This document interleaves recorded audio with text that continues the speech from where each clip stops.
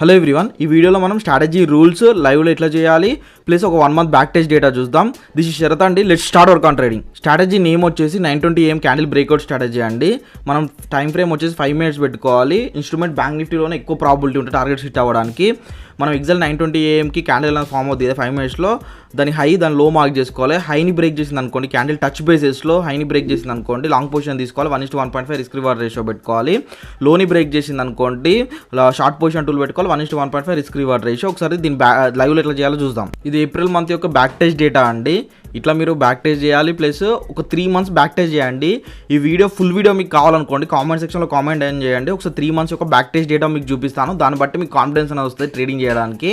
Plus అడిషనల్గా ఇంకా trading చేస్తూ మంత్ ఎండ్లో ప్రాఫిట్స్ గెయిన్ చేసుకుందాం. ఒక్క స్ట్రాటజీ అనేది మీకు ప్రాఫిట్స్ అనేది ఇవ్వడండి. సైకాలజీ కావాలి, రిస్క్ మేనేజ్మెంట్ కావాలి, ట్రేడింగ్ ప్లాన్ కావాలి, ఇవన్నీ మనం కోర్సులో ప్రొవైడ్ చేస్తున్నాము. ఒకసారి స్క్రీన్ మీద వాట్సాప్ నెంబర్ ఉంది, ఒకసారి టెక్స్ట్ చేయండి. మా టీం వాళ్ళు మీకు కాలేజ్ క్లాస్లో ఏమేమి నేర్పిస్తారు క్లియర్ ఎక్స్ప్లెయిన్ చేస్తారు.